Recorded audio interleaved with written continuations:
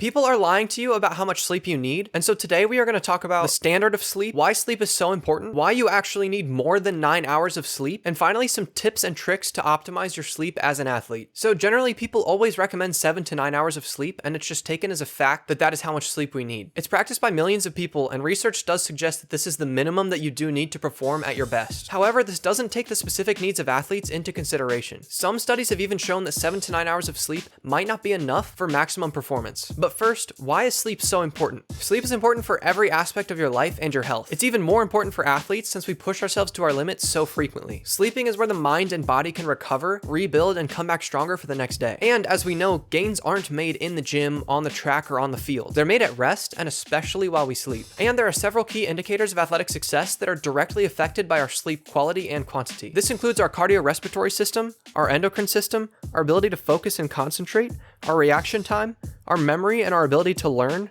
our immune system function, and our mood, and we know feeling good is really important for performing well. So how much sleep should you actually get? The National Library of Medicine and the National Center of Biotechnology Information ran studies, and in these studies they found that better quality and quantity of sleep led to better performance in multiple different areas. For example, they had a group of basketball players who extended their sleep to 10 plus hours and achieved faster sprint times, better mental well-being, and 9+% more accurate shooting. A group of swimmers did the same thing, and they had better reaction times, turn times, and increased kick strokes. On top of that, their 15-meter sprint times improved, and athletes reported lower levels of fatigue and better mood throughout their days. Finally, a group of tennis players extended their sleep to 9 hours per night, and they had a 6% increase in accuracy, and they were also less tired throughout the day. These studies strongly suggest that for well-being and performance, athletes should get a minimum of 9 hours per night. But if they really want to be their absolute best, it seems as though they should aim for 10 or more hours every single night to maximize their output. So now what are some tips and tricks for better sleep? The first is having a dark room and including absolutely no light in the room if possible. That's because any changes in light levels hurt your quality of sleep. The next is a cool room. Your body temperature naturally lowers as you're trying to fall asleep, and so you want to artificially cool your room before bed, just like how if you were sleeping outside it would be cooler at night than it was throughout the whole day. The next one is using white noise or earplugs or both at the same time, and this is great because inconsistent sounds can hurt the quality of your sleep or even wake you up in the middle of the night, which is not great for maintaining a high quality of sleep. Another thing is maintaining consistent routines at night. If you do the exact same thing every night before you go to bed, it will teach your mind to prepare you for sleep when you go through that routine, which will allow you to relax and fall to sleep faster than if you didn't have a routine. The next one, which we hear all the time these days, is to not look at your screen before bed. The blue light from your screens is really detrimental to melatonin production, and on top of that, if you're on social media or receive a text or an email that really stresses you out, it can destroy your quality of sleep or even keep you from falling asleep at all. You could try using blue light glasses, but looking at the bright screen is bad for your quality of sleep regardless of if you have blue light glasses on or not. Which brings me to the next tip: avoid bright light at night, especially between the hours of 10 p.m. and 4 a.m. If you see bright light during that time, it messes up your circadian rhythm, reduces your ability to release dopamine, and also inhibits learning the following day. The next one is super important, and that is having consistent wake up times and bedtimes. This helps you set your circadian rhythm and allows you to fall to sleep faster and get better quality of sleep than when you change your sleep schedule around continually. And this also includes if you stay up late. You're still better off waking up at the same exact time every day, regardless of when you go to bed. You don't want to change your wake up time by more than 1 hour. My favorite way to regulate what time I go to bed and how long I sleep is to actually pick a specific wake up time and then just keep going to bed earlier and earlier until I wake up right before my alarm goes off. That guarantees I'm getting the amount of sleep that my body needs, and also allows me to wake up in between sleep cycles so that I don't have the terrible 10 to 15 minutes of trying to shake sleep out of my head. You also want to view sunlight as soon as you can after waking up every single day. I learned this tip from Andrew Huberman, just like the avoiding bright lights at night, and it has been a life changer for me. You have cells in your eyes called retinal ganglion cells, and one of their big uses is to sense light levels and help set your circadian rhythm. And sunlight in the morning is the #1 way that your brain figures out the proper circadian rhythm, so I would not recommend skipping this one. Then we have an obvious one, which I think most people know by now, and it's don't consume caffeine after 2 p.m. Even if you can fall asleep regardless of having caffeine, it will hurt your quality of sleep. And finally, you want to breathe through your nose while you sleep. Nasal breathing is really important for your health because breathing through your mouth leads to overbreathing, dry mouth, snoring, potentially sleep apnea, and a bunch of other bad things we don't want. Whereas breathing through your nose actually reduces your level of stress, releases nitric oxide, which improves blood flow, and has a host of other health benefits you really want to take advantage of if you have the opportunity.